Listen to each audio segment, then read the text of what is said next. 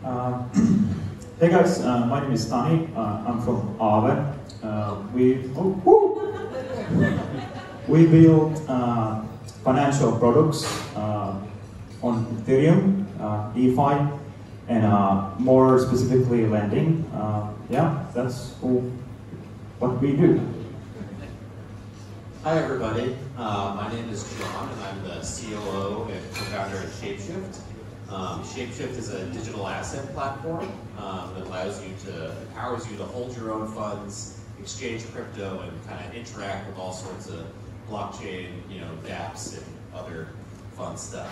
You can learn a lot more about it up at that booth there, and one of our friendly product managers is up there to tell you all about it and give you a free key if you don't have one.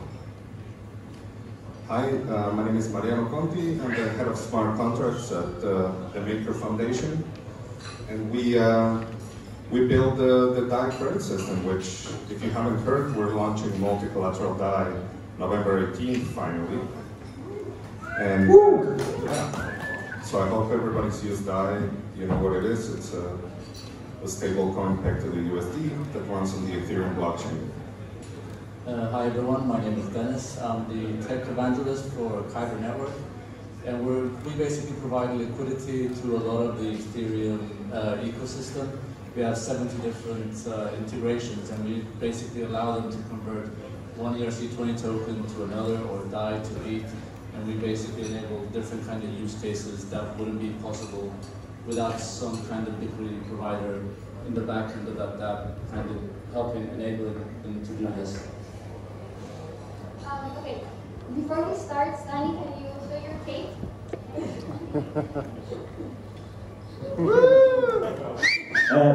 Actually, this is Michael. Where's Michael? Oh, here, from ShapeShift. Borrow me the cake. Good. Yeah. I thought it was worth showing off.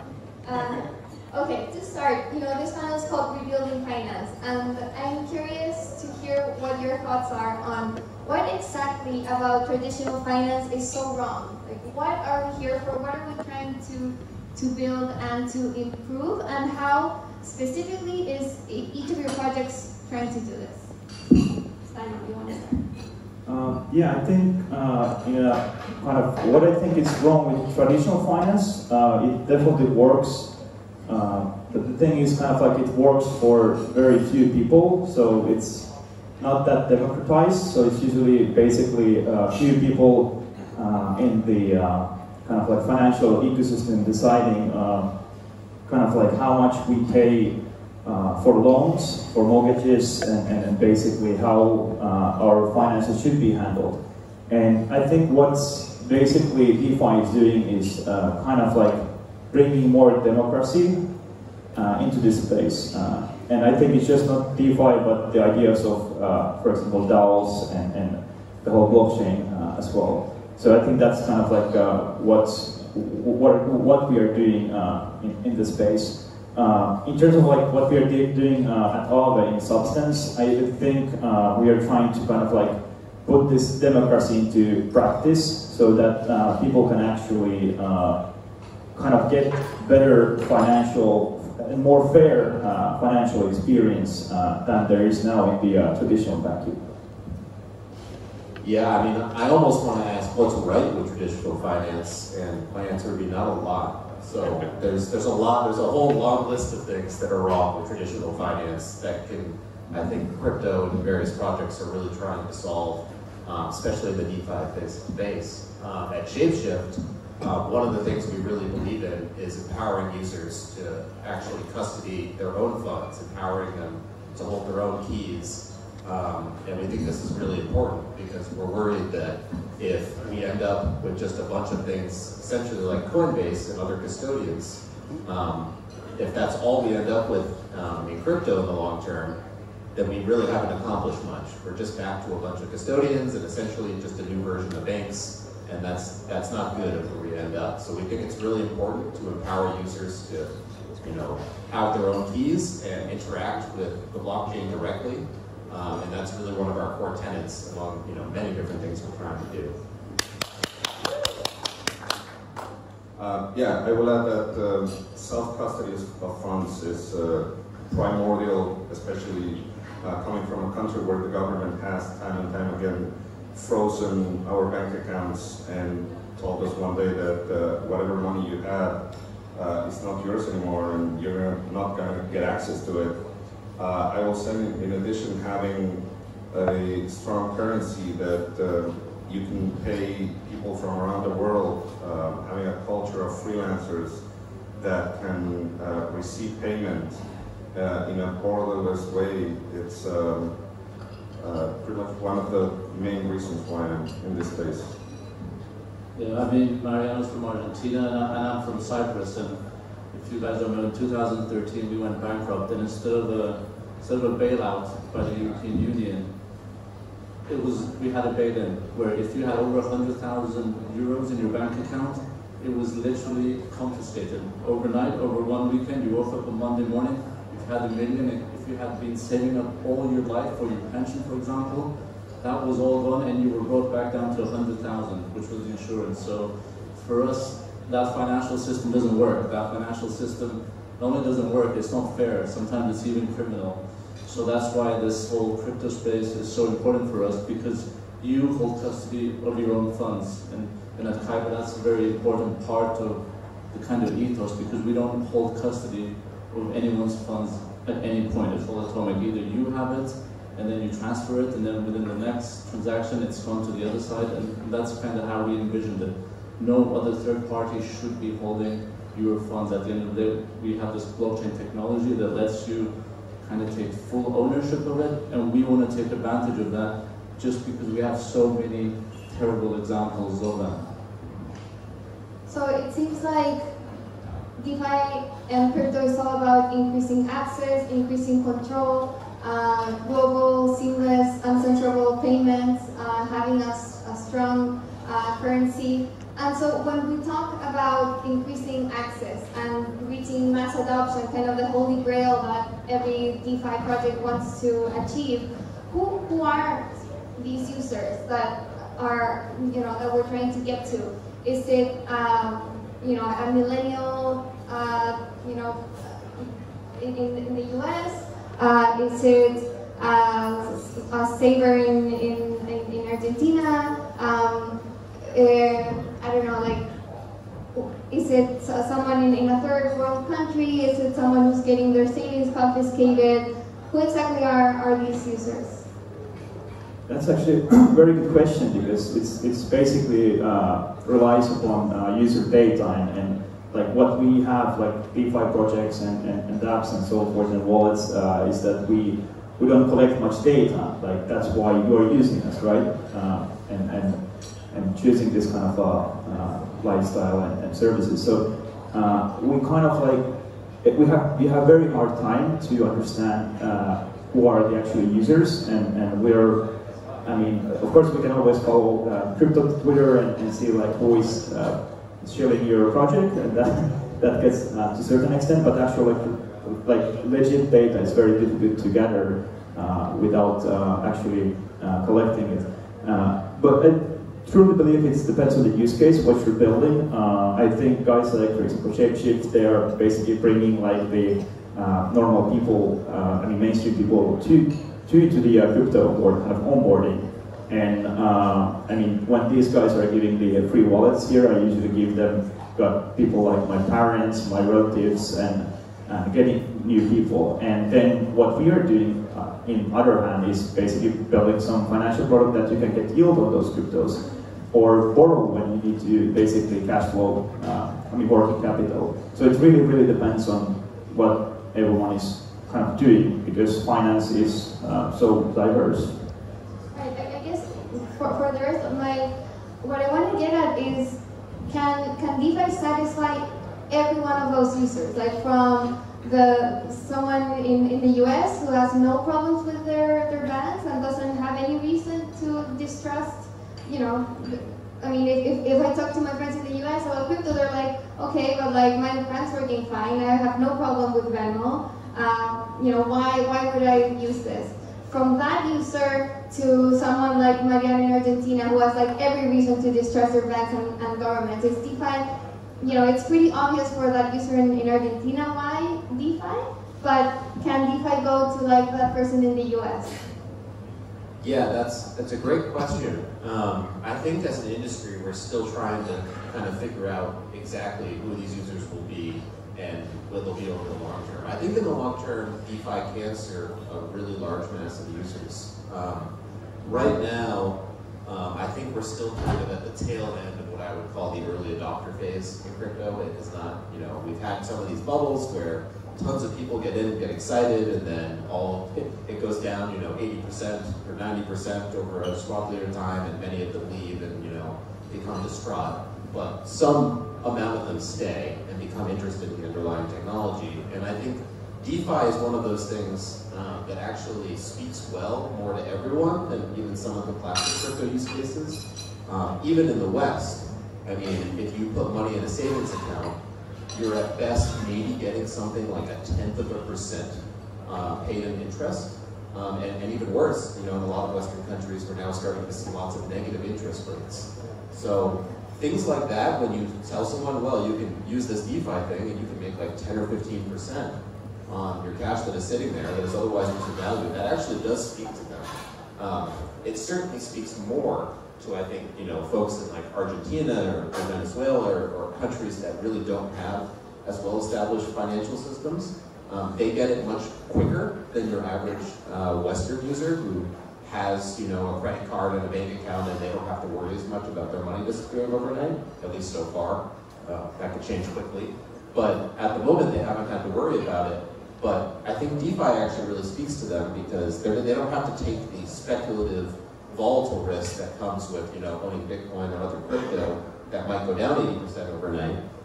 Being able to convert your money into a stable coin and earn 15% on that in a, there's still some risk, but a relatively safe way by comparison, I think that actually can speak to a pretty large mass of people.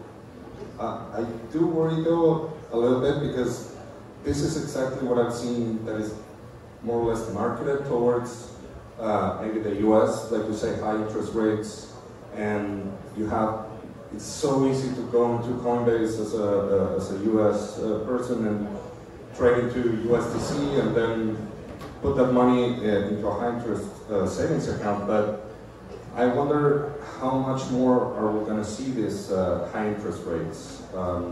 Because right now, as you say, we're still in a nascent space of DeFi, and I'm not an economist that this may be sustainable, that maybe we get like 15% forever, but my gut instinct tells me that we are not going to see this high.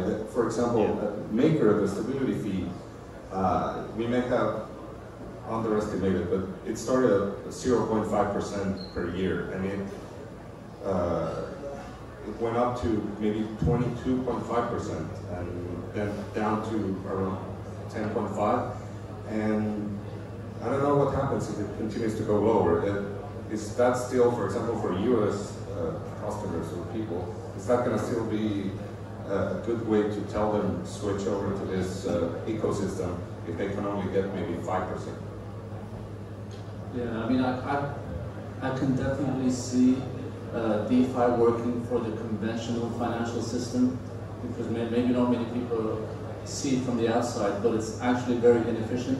It still takes 3 days, T+3, to settle an equities exchange in the back end. I mean, you might think you're buying that share today immediately on your interactive broker account, but it's still, there's so many different layers in the back end, custodians and everything else that has to go and sign this and verify, and kind of batches, transactions get batched together and pushed through, and that's how you end up with a system that's electronic but still takes 3 days for the transfer to take place, even though you can press a button and send an email in 2 seconds. So in that sense, with that technology, I can definitely see it being applied in the conventional financial system, and not just between our crypto groups or in developing world where it's not as easy to access financial systems. So I can see a whole wider range of people using DeFi, not today's DeFi, but in 5-10 years time where it's much more mature and many of those friction points are solved. I can definitely see it being used on a wide scale. So it's interesting. So John, for you, it seems like the killer use case of DeFi, at least initially, will be interest rates or the ability to gain interest. I'm interested to hear what the rest of you think. What will the first killer use case of DeFi be? Well, I think it's pretty cool that kind of like, if you think about lending space in general, I mean, it's pretty boring, and kind of like what DeFi did, it made actually people excited about lending and depositing and getting yield, you know, like, because I mean, we're all in crypto, so people like to gain, right? And I think, but interest rate as or getting yields, it's kind of part of the DeFi because it's larger spectrum of the kind of money market mentality. But I would say there might be more use cases where, because getting interest is kind of like putting liquidity, but those guys are still not consumers. I mean, we're super happy to get yield, but we always forget like who is the counterparty who is actually taking the liquidity, and like that's what we're trying to focus at Aave usually, is that thinking like who is consuming and how we can make him or her like the best experience, you know, and that's why we came up with the interest rate swaps on lending, so you can go from fluctuating variable rate to a stable rate. And like, I think what will be the killer use case is the one use case that has the most consumption and not just the liquidity sourcing. So, I mean, the other part of the interest right now is traders, right? It's people speculating and you know, trading on margin. So, yeah. And also, I think now it's basically like those who need cash flow, I mean, working capital, if they are long on their assets, so they are borrowing DAI, for example, to pay salaries or other expenses. But there's a lot of stuff that we haven't like yet kind of like grasped well. I mean, for example, insurances, pension schemes, and I mean, there's so much things to do, you know. And I think we just are in the very beginning there. I mean, if I can just add about interest rates, I mean, it's something that, I mean, it keeps coming up, but my worry personally is that when we have a 10 or 15% interest rate, it doesn't actually reflect the actual risk of putting up that money and locking it up, because there's smart contract risk, there's platform risk, there's regulatory risk, and I have a feeling that we're so early on that we haven't come anywhere near close to pricing that accurately. So the interest that we see today, I'm not sure how accurate it is, basically. Yeah, I mean, I'd agree with that. I think we're still in the very early stages, and I think interest is one of those things that a lot of people just get intrinsically, the idea of I can make, you know, 10, 15, 20% on my DAI, you know, in a CDP, something like that. It speaks very clearly to me. I do agree that over time you're going to see those interest rates compress. If this thing grows to a large enough scale, it's inevitable that those rates will start to come down quite a bit. But that doesn't mean they'll come down necessarily to current bank rates. And I do think the risk is a real problem that people don't fully understand. That these are not risk-free at all. That's why the interest is there. And I'm not sure the interest is actually adequately reflecting that risk quite yet. So we might actually see the interest rates go up quite a bit, especially if we see, you know, some type of, you know, God forbid, terrible smart contract bug or hack that leads to a large loss of one of these contracts. That will really significantly affect these markets. But I think the interest is the thing that kind of pulls people into the space and into DeFi. But over time, you're going to see a lot more different applications of this that are not just lending. Lending is like one of the most easiest low-hanging fruits that people are going after right now. But things like insurance, things like investment pools, and, you know, DAOs investing either in the token economy or even equity in startups, you're going to see a lot of those things start to happen, or new versions of what we've seen in traditional finance start to happen and really start to take off. But those things are a little more sci-fi and a little harder to understand. So that's not really how you're going to get, you know, kind of normal people into the space right now.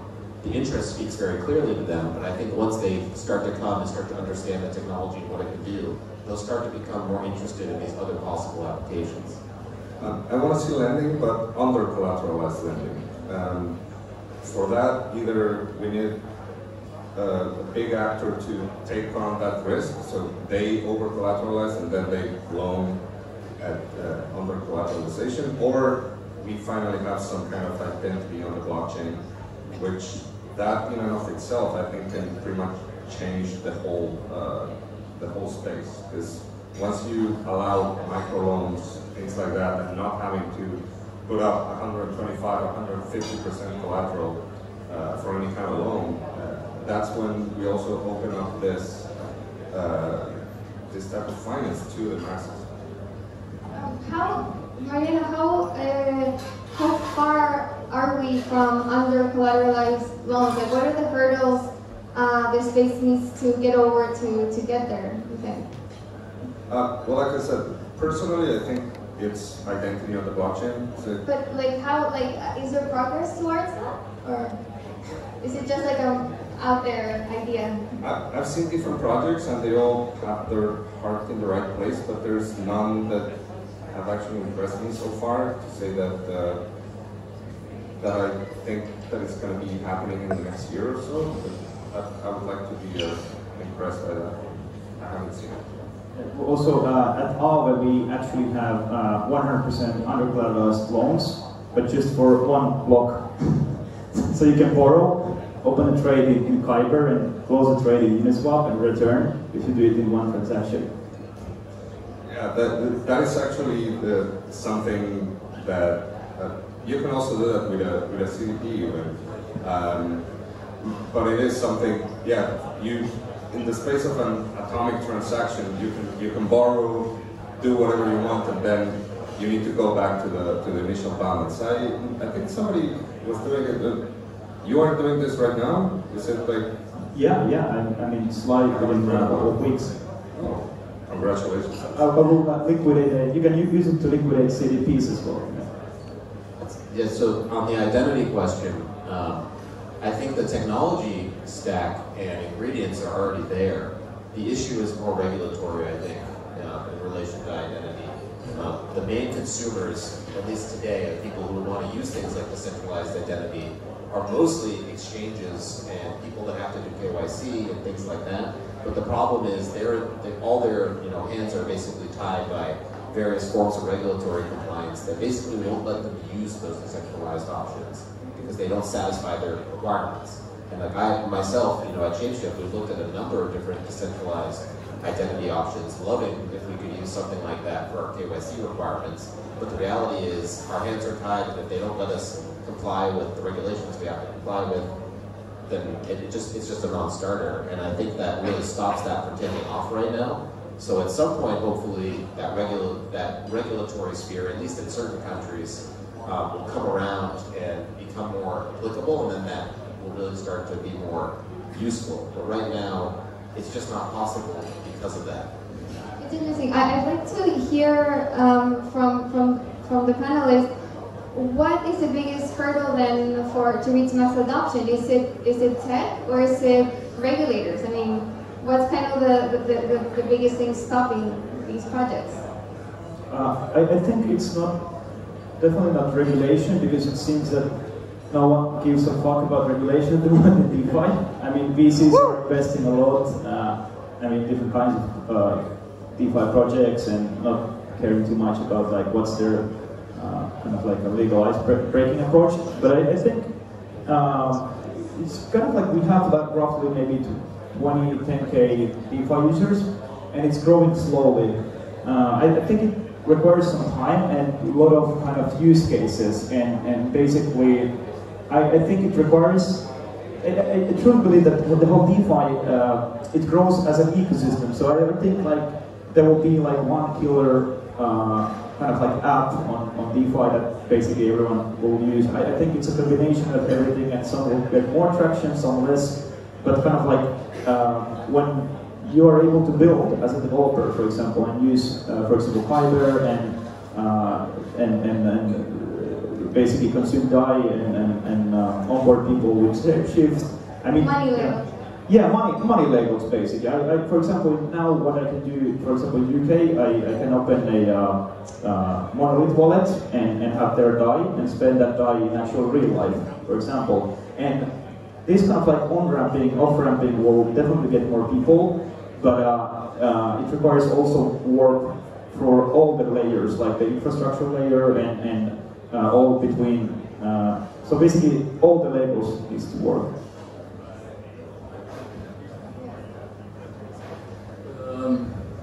I mean, I don't see it as there being like a hurdle we can't overcome. I just think it's a new technology, so it just takes time. And because it's such a radically innovative technology, the innovation that's happening is very incremental. And I think eventually we are going to overcome every hurdle and there will be mass adoption. But we can't expect it in the first 1, 2, or even maybe 5 years. But every time there's a hackathon, every time we come to DevCon or EdCon, we're making that small incremental changes. Like every time we talk about a friction point, someone goes home and starts brainstorming about it and comes with a tiny bit better solution and a tiny bit better solution. And then I think eventually what's going to happen is we're even going to have solutions that we can't even imagine right now because we're still using the copy-paste method of copying conventional services, just like as if, 93 of the internet where we're just copy-pasting the front page of the newspaper onto the internet. We can't imagine what we can do with this technology right now. So I have a feeling in 5, 10 years time there will be solutions that really push us along much further. And I don't see it as us having hurdles in the immediate, right now that are going to be stopping us from getting to that point. Yeah, I think that, getting people interested into the space and onboarded and doing things like holding their own keys and making that easy for them. UX is definitely still one of the biggest problems in the space. There's still a lot of really interesting applications that unless you know various levels of command line and using your terminal and things like this, you can't even really access or do very well. That's getting better. It's a lot better than when I started in crypto over 5 years ago, and we really had none of that. And that's something we're very focused on at ShapeShift, to really bring good UX to empowering your own keys and using these type of things. I would like to not worry about regulation and the government stepping in. And I know that that's kind of the DeFi ethos right now, but unfortunately, I think that only lasts so long until something goes wrong and the regulators all start getting interested again. Kind of like what happened with the DAO. No one cared about that until it blew up, and then they all started getting very scared. And a large part of why Ethereum forked was because of their worry that if they didn't do something about that, regulators were going to come in much harder than they did. And if you end up with a smart contract holding a bunch of money as if DeFi gets big enough, right now it's still relatively small compared to financial markets, they will absolutely start paying attention and shaking their stick. Hopefully it's decentralized enough that they can't do much, but that doesn't mean they won't try or they won't come after some of the creators that can really scare people away. So I would hope that we don't have to worry too much about that, but my cynicism would say that eventually if something gets big enough, the government's going to start putting their hand out and find a way to get involved. Yeah, we were just talking with Stani and saying it'd be such a shame if what happened with ICOs happens with DeFi. Like the space exploded. People were raising $20 billion with ICOs, and then the SEC came in and basically shut the whole thing down. So yeah, hopefully, there are ways to prevent that, or the space is more mature. I'd love to hear from you guys about one project outside of your own project that you're really excited about. I mean, think about kind of the last time you went like, "Wow, this is amazing" moment. So the thing that I really like the most is the streaming payments. So it is that outside of my project, or do you want me to find something even further away? Yeah, just having somebody be able to get their paycheck and just get some money out whenever they need, and not just every 30 days, and then putting that money and maybe even using interest. We don't have enough. If you have $1,000, then you probably won't have enough interest to pay for stuff, but the technology's there. I think that for me is the thing that I want to see, that I see the most. There's projects like Savior that now allow that. So yeah, for me it's all about that kind of thing. Yeah, I would say one of the things I'm most interested in lately it goes a little bit outside the DeFi space, but is related, is actually Cosmos. Is a new blockchain that is really experimenting with some cool stuff, particularly as it relates to like proof of stake. It's really pioneering on that front to the point where Ethereum has actually been kind of using that a little bit as a use case in their own research, what they're trying to do with proof of stake, and it's actually on mainnet and working really well. They also have things like instant finality with that proof of stake, in like a few seconds, and that allows for much more interesting applications than what you can do on Ethereum today. Hopefully that kind of stuff will start to come to Ethereum in the second phase. But I think that's really cool, and there's a whole world of projects that I think will enable, as that grows over the next, few years. I'm really excited about the DAI derivatives. So basically, what you can do with that interest.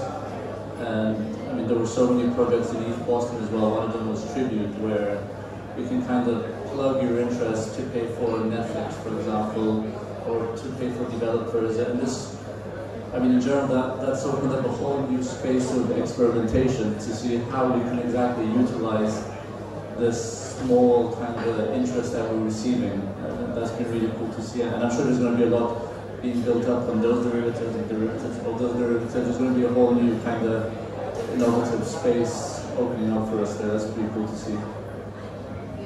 I think there's so many cool projects actually in DeFi. I'm a very big fan of anything related to risk transfer, so I really like this one DAI and anything related to basic credit default swaps. Basically, that's one of my favorites, and I like the ability to actually go in and out from DeFi and being able to spend those funds in real life. So Monolith from UK is very, very interesting project in that sense. I can spend my DAI in a normal bar in London, so that's pretty cool. And for simplicity, I just like kind of like old school projects as well. My Ether wallet, for example, I've been still using. Yeah, woo! There's so many things, and I think each hackathon brings just a bunch of new products, and everything's completely. I don't know where people come up with these ideas, but it's pretty cool. Okay. To end, I want to know what you guys think. If DeFi is taking over traditional finance, 10, 20 years from now, or will DeFi coexist with the current traditional legacy financial system? I would say it will coexist. I am very optimistic, and I think we will hopefully have the choice, maybe of trying to stay in between, or you could stay with traditional finance, or you could hopefully be only in the decentralized finance world.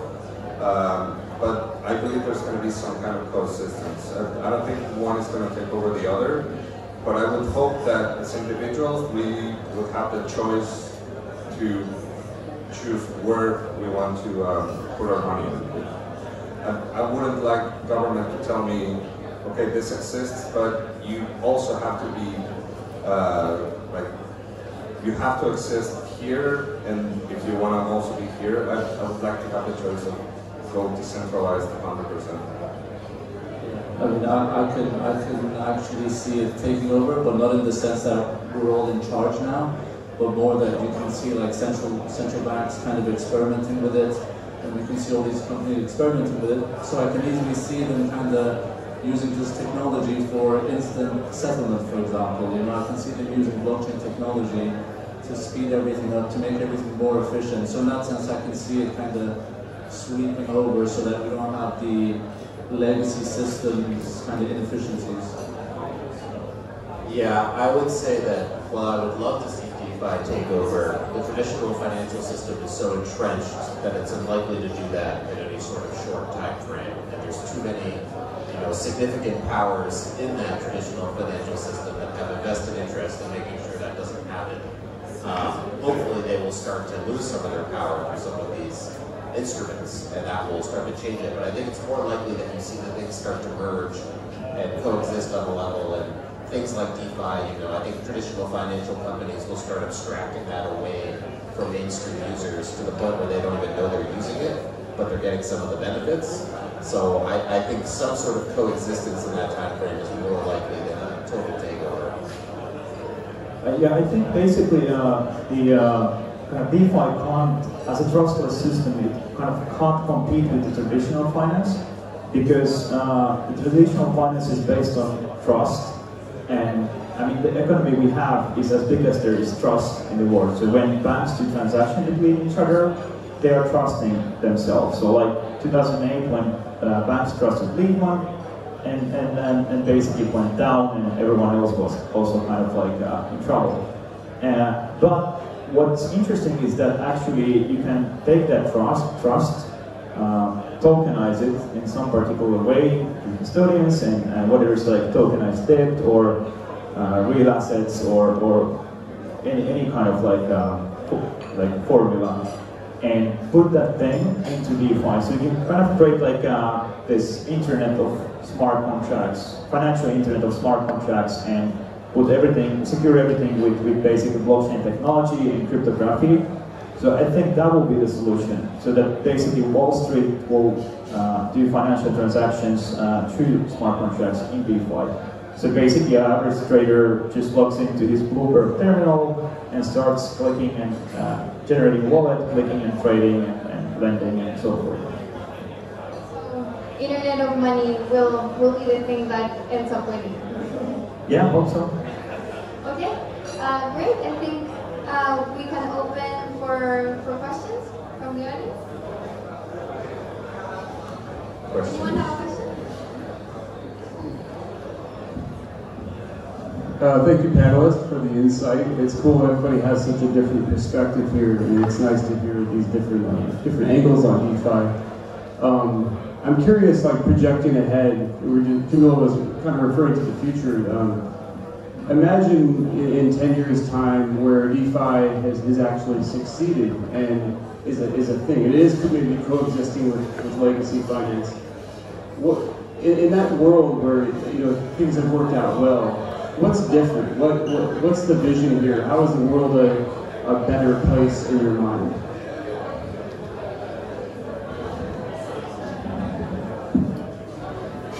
That is a good question, right? I would say that just switching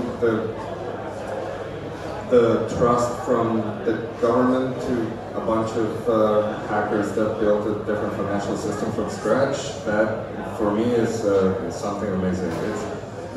I would trust them a lot more. I trust the DeFi system now more than my local banks. That's why I try not to use them, and I think that we're doing this for the right reasons. So just the fact that we can take back ownership of what is ours, the value that we create, and in that ideal world, I would just feel much more comfortable living.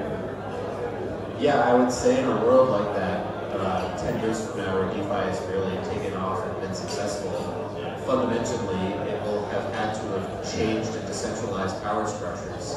And the change of that power structure would be better probably for all of society. It wouldn't allow what we talked about earlier, in Cyprus, for people to just get their money taken, or for a world currency to, a government that's come in via a central bank and totally debase and print money and essentially steal people's money out of their bank account or out of their pocket just through inflation. If DeFi really takes over, it'll put that power, back in, more decentralized communities' hands and not in, centralized governments' hands. And I think that will be fundamentally for the better, except for the people in power. Yeah, I mean, I think what's coming between that is, in that vision, you actually have the option to choose what kind of financial system you want to participate in. If you want to choose a system which has deflationary policy, you now have the option to do that. If you want to participate in the Fed's monetary system, you have the option to do that. If you don't want to do KYC, you're over-collateralized, and you have that option. If you do want to under-collateralize, you will have that option. So the beauty of it is, you're going to be able to have very granular options catered to your specific needs. I think that's one of the main advantages of going through this kind of blockchain world where you're free to do what you want, basically, as you see it.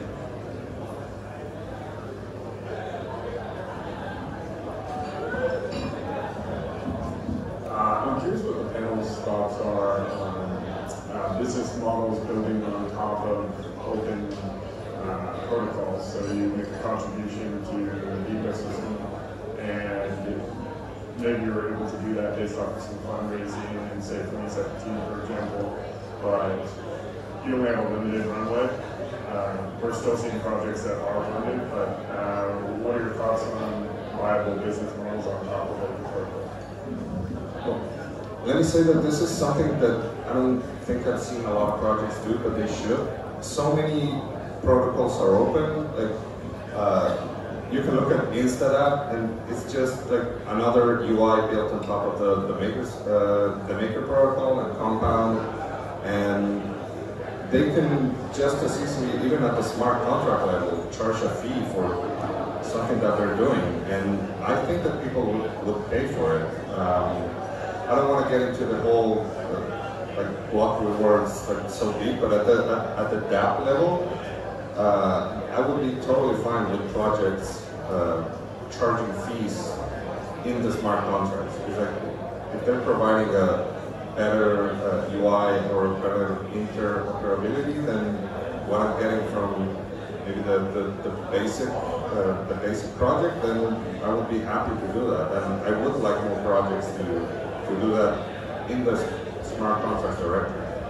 Yeah, I agree with Mariano, because kind of we are a bit afraid in the DeFi space. I mean, how many users there are? I mean, like maybe 10,000 or under, 20,000, who knows? But I mean, we're kind of like producing and developing, building new products, and everyone's launching every week something, and we are kind of like scared to put fees there, and we are thinking like, okay, we should not charge because I mean we want market share and we want a bit adoption. So it's kind of like it's something that we're working with our conscience and trying to think how to solve. But as Mariano said, that I mean I don't think people will mind if you are building services and actually charging. I mean, of course you should not be overcharging. I mean that's like something that the traditional finance kind of fucked up as well. So I think just if you build, you have a value proposition, I mean, it should cost something. Let me say real quick, you know one project that I think did this really well, even though they didn't disclose it that much, I think they do now, is a 1-inch exchange. I believe they, when you make a trade, you can trade using a lot of different platforms, and if they can achieve a better price for you than just going to one or the other, only then would they charge you a percentage of that. But I think that was not really clarified in the FAQ, but then they did. But that is a really great way to make money. It's like, I'm already saving you money, so I'm just gonna take a little bit of that, and we both win. I just think the risk of that is if you build something like that, Hayden is going to come along and build a free version of that, and you're going to have to compete with him. You know, there's always someone who can build something similar that doesn't have that extra 0.2% or extra 0.1%. So it's a problematic area because we do have to pay for developers at the end of the day. But how can you do that when someone can copy paste? And if they do get in early enough, that network effect hasn't been built, then they can't compete with you. But without that monetization system built in, that's still a problem I don't think we've figured out yet. Yeah, I think this is a really interesting problem. It's one that's obviously been around in open source communities, even well before the advent of crypto or DeFi or any of these things. I think it's something that crypto economics actually allows for a lot of new solutions to that problem. But there are various ways to incentivize actors to contribute to an open source protocol that you didn't have before. I mean, I would say actually Bitcoin is maybe the best example of this, that you did incentivize a bunch of actors to build this protocol from the ground up, and there was no real organization to it. It was just the fundamental nature that you had all these actors acquiring this asset, Bitcoin, working together because they all kind of had an interest in seeing it succeed together, and that really incentivized the right behavior. some projects. I think things like Gitcoin and other things that are really trying to tackle this problem directly. And I think we're going to see some novel solutions using crypto economics to try to solve this problem that we haven't seen yet. And I think it gives us a tool set that we just didn't have prior to crypto. So I don't know that we've fundamentally solved that problem yet, but I think we have a lot more tools in our toolbox than we did a decade ago.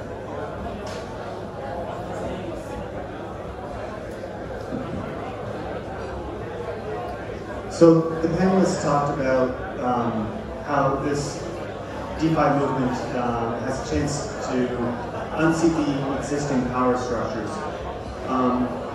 My question is in two parts, and while it's mostly directed at Stani and Mariano, but of course the rest of the panel can answer as well, but let's say hypothetically that tomorrow the governments decide that they don't like DeFi, and they decide that they want DeFi to stop, and they make it, they legislate that it is now illegal.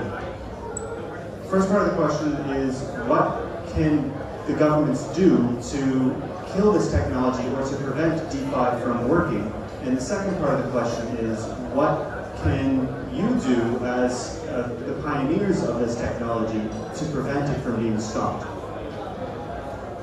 Well, I'm not a lawyer. First, I would say which government.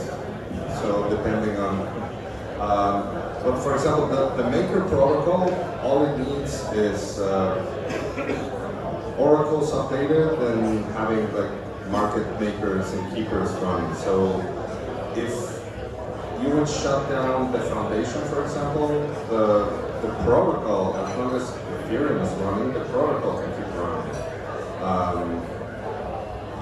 I'm not sure if we're gonna end up with a like dystopian thing where you can only run nodes on certain countries and they make it illegal for example, me holding DAI in certain countries. But the idea is we can try to make this as unstoppable as we can. If we manage to solve the Oracle problem, for example, so that we can get everything on-chain, that is one less problem. And so I guess, I don't know what exactly it means for saying government shutting down. So they can shut down the foundations and the corporation, but I don't think they can shut down the protocols as long as the miners keep on, well, or the validators actually keep on validating. Yeah, I mean, the regulation is very tough topic in general, because at the same time you're innovating a lot and creating products, and your friends are creating products, so there's this kind of like a gold rush to do new things, and at the same time the legal is lacking. And actually, when you need some kind of a legal opinion, you basically get as kind of friendly lawyer as you might have to write something that you want to write, and that's not the best approach. But I think the question is also kind of like a bit higher level, if the whole, let's say, blockchain will be somehow regulated or shut down, and which is very difficult to do with the nature of decentralization. But I have been thinking in a one way, like if something like this will happen, I kind of think that the levels will change. I mean, we will have to do some shape-shifting in a way that we will go a bit maybe higher, like we don't target the retailers, and maybe focus on the high nets or eligible counterparties. And that's very sad, because we've basically created financial products for retailers to make them excited about finance, and then it kind of like vacuums over to a different spectrum. So that could be one thing how we will do, but I really hope regulators do understand what is the value proposition, and I think that has been happening now a bit, and especially with the if you are decentralized enough and custodial. But there will be still people who will lose their keys, and they will be suffer the risk that is related to DeFi, because it might happen, and so forth. And like something needs to be done, I think, in terms of like risk mitigation and teaching people that, hey, you are actually doing a financial transaction, you might lose money, and you can't just say that, hey, we're so decentralized that it's your own fault of what you're doing, basically. think we can take one more question and then. Hello, panelists. There's a lot of opportunity to create great products for people here. Things that people really like, things that are obviously familiar to them, or things that make them money. How much do you think about trying to bake in some of the values and the philosophy of decentralization in sort of a, tickle that part that says maybe we should think about the world a little differently, maybe we should go down the rabbit hole, maybe we should think differently about authority and about liberty, because I think everybody that's at DevCon has kind of had that experience, and at least I speak for myself, I'm very evangelical perspective about that. I think it's worthwhile when you're showing people the power of this technology to also help them understand how they relate to the world and how we can think about a new paradigm. So when you're designing particular DeFi products, do you think about that? Do you think about trying to bake in an education part of it, or do you think that the right move is just to find the best market fit and kind of adopt just a fintech model? Will the people want this, and how do we just go get it, or do you have kind of a philosophical thing to the way you think about it? Yeah, that's a very good question. I think a lot of people in the space are already kind of philosophically inclined towards those things, so it's kind of natural to do that. I know at ShapeShift, we definitely think about those things. We definitely think about how this will impact, various communities. Certainly we do want to find things like product market fit, but we want to do it in such a way that we feel good about it, and that what we're putting out there is actually going to advance the entire space of the industry and not just our own needs and ends. That is one of the reasons, again, why we are so philosophically focused on things like self-custody. If we were just looking for product market fit, quite honestly, we'd probably have a custodial solution out there. That's clearly in the market right now. What is the best product market fit? What most users are using are things like Coinbase. But we don't think that's the right way to go for the space, and that's why we don't put our energies in that direction. So at least at ShapeShift, I know we think very hard about those things, and it means a lot to us. And the philosophy of what we're building and the impacts it has is really important, and I think that's pretty prevalent in the space for the most part. The technology is complicated enough as it is. So at a product level, we just try to keep it as simple as possible, just remove as much complexity as possible. But for developers, we do provide as much detail, as much depth as they want, and we love to engage directly with them and talk about the philosophical aspect of it as well. So I guess it's trying to cater for different expertise levels, I guess. Yeah, one of the things that Maker started was the banking beyond banks, which I know it's like a big goal, and I don't want to talk about like the foundation level, just like the personal level. Even though I'm technical, lately all my talks have been more the social aspect and just like telling my story about surviving, living on DeFi, and just like getting paid in crypto and extracting myself from the system. And that is what I try to do on an individual level. It's like, I want to change the world, but I think at this moment I'm better off just like extracting one person at a time, and that is like the social impact that I think I'm trying to make, and I'm like very committed to that. If I didn't believe in what I was doing with the project, I would probably be doing something else. But since I do, it's like I try to extract like one person every day, tell them about what I think is a better solution. I think the good thing about DeFi is basically we're doing a lot of work copying like traditional financial products into the DeFi space, which pretty much has a track record of working. And those products that have value added, and that we think that we can improve something. In that sense, like the product market fit things should be okay. Like we do are concerned in trying to think that people should be using our product, but it's kind of like we put more attention on the actual principles and the narrative that is in crypto, and not just the kind of like where it started from, or the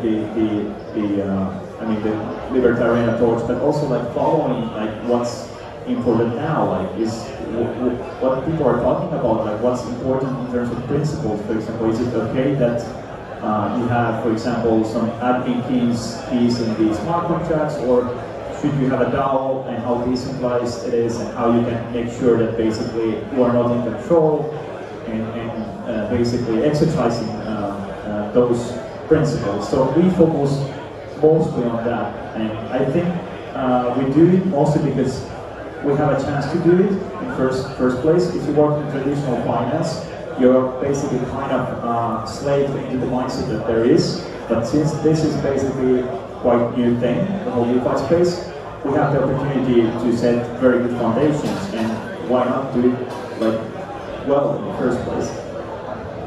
Okay, so I guess get them to come for a double-digit interest, and then they stay for decentralization. Okay, well, please